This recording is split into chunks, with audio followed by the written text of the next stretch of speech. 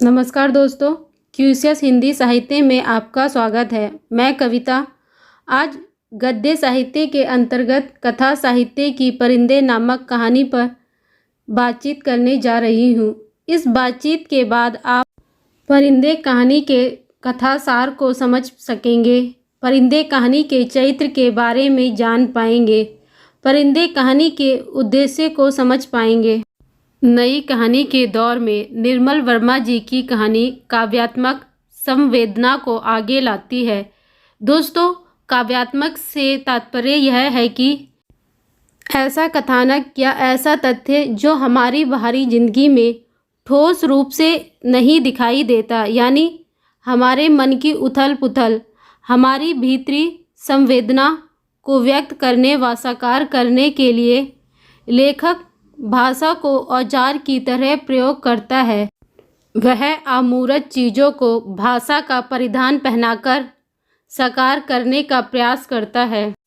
दोस्तों, परिंदे कहानी एक व्यक्ति मन की कहानी है। दोस्तों, हम चाहें तो लतिका को मुख्य पात्र कह सकते हैं, जिसके इर्द गिर्द कहानी घूमती है।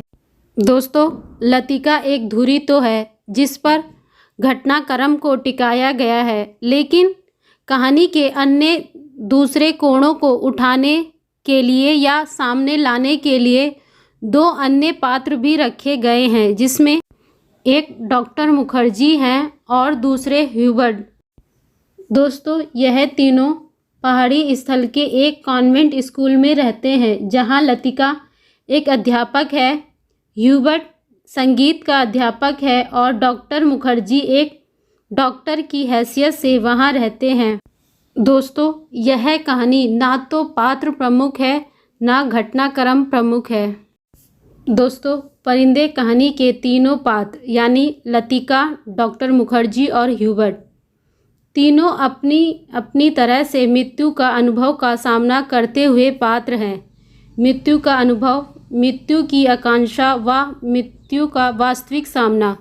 दोस्तों, जैसे कहानी के बीच में बताया गया है कि संगीत के अध्यापक ह्यूबर्ट, जो ईसाई स्कूल में पियानो बजाने का काम करता है, उसे यह पता चलता है कि वह कैंसर का सामना कर रहा है। दोस्तों, मृत्यु एक ऐसा अनुभव है जो जीवन के अर्थ को संदिग्ध बना देता है। आखिरकार किस लिए जो कुछ भी हम कर रहे हैं, अंततः वह सब यहीं रह जाना है, तो सारा झंझट, सारा झगड़ा, मारधाड़ क्यों? दोस्तों, लतिका की स्थिति दूसरी है। लतिका के अतीत में एक खंडित प्रेम है, जिसकी स्मृति उसके मन में इस तरह घायल हो गई है कि उसने वर्तमान में रहते हुए भी भविष्य की ओर देखने से इनकार कर दिया और वर्तमान भी उसके लिए सुबह से शाम तक की केवल दिनचर्या बनकर रह गया। दोस्तों, इसे एक तरीके से अतीत से चिपकी हुई भावनात्मक मृत्यु कह सकते हैं। दोस्तों, लतिका का प्रेमी कैप्टन ग्रीस नेगी युद्ध में जाने के बाद वहां से नहीं लौटे, क्योंकि मृत्यु उसे ले गई। दोस्तों, भले ही मृत्यु कैप्टन नेगी की हुई है, परंतु भावनात्मक मृत्यु लतिका की हो चुकी है। दोस्तों, सब जानने के बाद भी कि कैप्टन नेगी कभी नहीं आएंगे, फिर भी उसके मन में एक प्रतीक्षा सी बनी हुई है। दोस्तों, इस कहानी में हम देखें तो एक तरफ ह्यूबर्ट हैं जो कैंसर द्वारा मृत्यु का सामना कर रहे हैं, तो दूसरे सिरे पे लतिका है जो जीते जी मृत्यु को साक्षात जी रही है। दोस्तों, इन दोनों के बीच एक तुला पात्र डॉक्टर मुखर्जी हैं। डॉक्टर मुखर्जी द्वितीय विश्व युद्ध में बर्मा में भयंकर हिंसा और हत्याकांड में अपना परिवार गंवा दिया। मृत्यु की उस भविष्यिका में से निकलकर आने के बाद तथा सचमुच में उसे जान लेने के बाद उन्होंने जीवन को इस तरह जीने का फैसला किया जैसे कि एक डॉक्टर ही जी सकता है। दोस्तों, डॉक्टर का असली पेशा क्या होता है? रोगी का इलाज करना, और डॉक्टर जहाँ भी जाता है उसे कोई ना कोई रोगी इलाज के लिए मिल ही जाता है। जैसे कि यहाँ पे भी दोस्तों डॉक्टर मुखर्जी एक संतुलन कीली की तरह कार्य करते हैं, लतिका व ह्यूबर्ट को एक तरीके से परिक्षेप प्रदान करते हैं। दोस्तों, ह्यूबर्ट की समस्या तो समाधानहीन है। अब वह कैसे आती हुई मृत्यु और उसके पहले के जीवन को जिए व कैसे उस मृत्यु का सामना करे। दोस्तों, आप कथानक की तरह अगर ढूंढना चाहें कि कहानी में क्या होता है या क्या घटित हुआ, तो असल में यह स्कूल का एक आखिरी दिन है, जिसके बाद एक लंबे समय के लिए स्कूल बंद होने वाला है। तो उस आखिरी दिन एक पिकनिक की योजना हुई है। सभी लड़कियां अपने अध्यापक के साथ पिकनिक स्थल पर प्रस्थान करती हैं। इससे पहले दोस्तों एक घटना घटित होती है कि किशोरी छात्रा जूली के नाम एक प्रेम पत्र आया है, जो हॉस्टल की वार्डन लतिका के हाथ लग जाता है। तो फिर वह उस पत्र को खोलकर पढ़ लेती है और अपनी चिड़चिड़ाहट के कारण उस पत्र को अभी नहीं देती। दोस्तों, कहानी की शुरुआत में ऐसा नहीं लिखा है कि लतिका उस पत्र को जब्त करेगी या देगी या नहीं देगी। दोस्तों, लेकिन कहानी के बीच में लतिका को एहसास होता है कि क्या वह अपने अभाव का बदला इस लड़की से ले रही है। दोस्तों, यह जो पिकनिक का पूरा दिन है, उसी का विस्तार से वर्णन इस कहानी में किया गया है। इस कहानी में जो कुछ होता है, थोड़ी थोड़ी देर में अपनी स्मृति के कुछ टुकड़े उभर आते हैं। लड़कियां जो खेल खेल रही हैं, व्हाट डू यू वांट, इस प्रश्न का एक बेहतर अर्थ गूंजने लगता है। व्हाट डू यू वांट, जीवन में हमको क्या चाहिए, मनुष्य जिंदगी से क्या अपेक्षा रखता है और क्यों। दोस्तों, यदि इन अपेक्षा की पूर्ति के लिए यत्न भी उसे खुद ही करने हैं, तो असफल होने का सहरा किसी और के सर पर क्यों रखना चाहता है। दोस्तों, इस कहानी में एक प्रश्न और है जो बीच में बार बार दोहराया जाता है। एक परिंदे की कतार उड़ के जा रही है।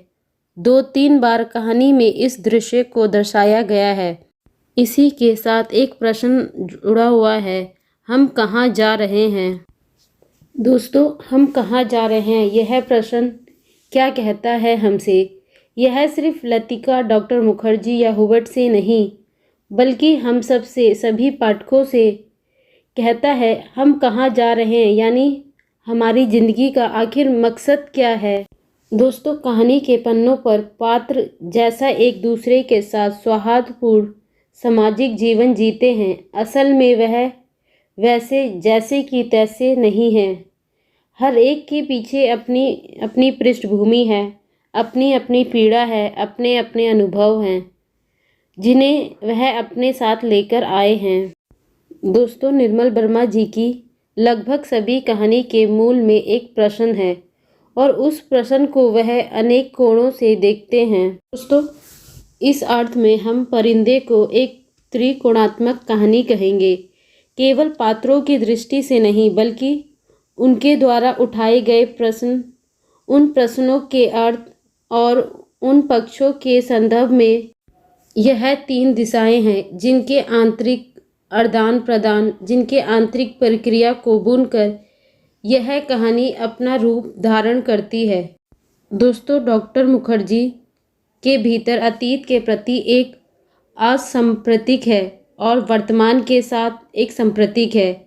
यानी डॉक्टर मुखर्जी अपने रोगी के सुख दुख में पूरी तरह से शामिल और रास्ता दिखाने की स्थिति में मौजूद है, क्योंकि वह अपने अतीत में दोस्तों इतने भीषण अनुभव से गुजर कर आए हैं कि वर्तमान का कोई अनुभव उन्हें विचलित नहीं कर पाता कि वह दूसरों के साथ मौजूद ना रहें।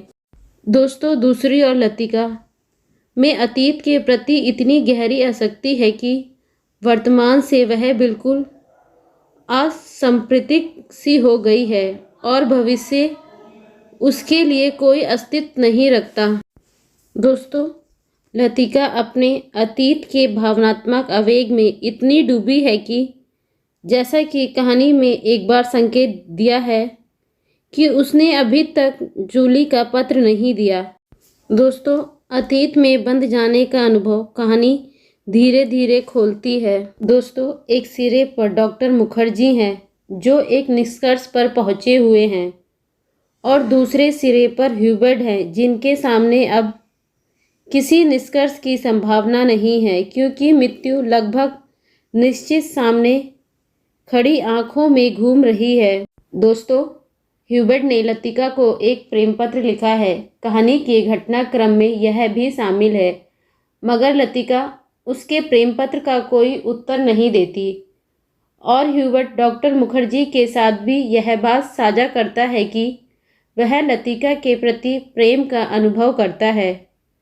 फिर डॉक्टर मुखर्जी ने भी लतिका से इस बारे में बात करने का प्रयास किया, लेकिन लतिका ने कोई सीधा उत्तर नहीं दिया। दोस्तों, अधूरा प्रेम और निश्चित मृत्यु, यह ह्यूबर्ट की स्थिति है।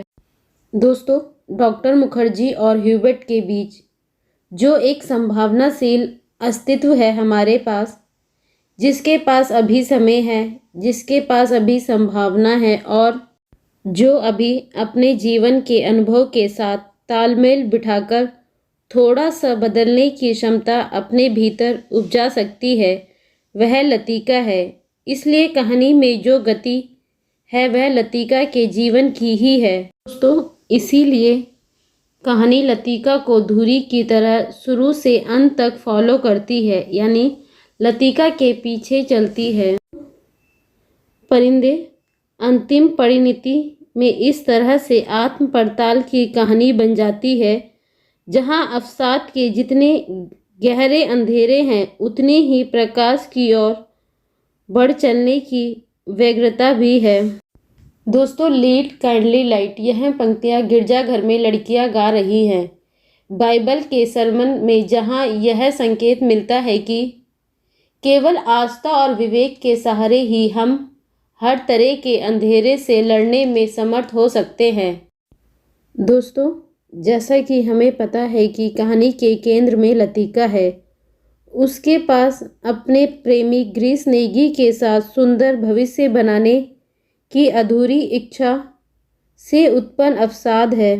लेकिन दोस्तों, सच तो यह है समझने के लिए कि जिंदगी धूप की तरह तलख, तपती रेत सी कठोर और संघर्षमयी होती है।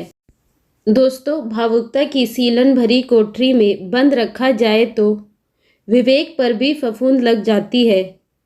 दोस्तों, लतिका भी यह जानती है और समझती है, फिर भी बार बार अवसाद में चली जाती है। दोस्तों, अंततः जीवन की शक्ति अपने आप को अरूर करती है और व्यक्ति को उसके अवसाद के गड्ढे से बाहर निकाल लाती है। दोस्तों, परिंदे कहानी को नामवर सिंह ने नई कहानी आंदोलन की पहली रचना माना है, क्योंकि कहानी कला के प्रचलित ढांचे को तोड़कर इस कहानी ने एक नया विधा रचा है। दोस्तों, लेखक ने शब्द की अवैध दीवार को लांघकर शब्द से पहले मौन जगत में प्रवेश करने का प्रयास किया है। इसीलिए इस कहानी की कला में नवीनता है। दोस्तों, निर्मल वर्मा के लेखन की ताकत उनकी गहन सूक्ष्म अंतर्दृष्टि है। दोस्तों, निर्मल वर्मा की भाषा का संगीत सिर्फ लय और माधुर्य की सृष्टि नहीं करता, बल्कि चुप्पी में गुथी हुई हलचल का विम प्रस्तुत करता है। दोस्तों, लेखक का भाषा और अपनी शिल्प पर इतना कड़ा अनुशासन है कि एक क्षण के लिए भी उनके पात्र व स्थिति कहानी के पटल से स्थगित नहीं होते, ना ही सीधे सीधे कोई जैसे की तैसी बात कही जाती है। दोस्तों, लेखक मनुष्य को संघर्षशील व स्वप्रशील से मुक्त रहने की प्रेरणा देता है और हमें हम कहाँ जा रहे हैं प्रश्न का उत्तर मिल जाता है। अगर वीडियो अच्छा लगे, लाइक, शेयर, सब्सक्राइब करना ना भूलिएगा। यदि कोई सुझाव हो कमेंट करके अवश्य बताइएगा। Thank you.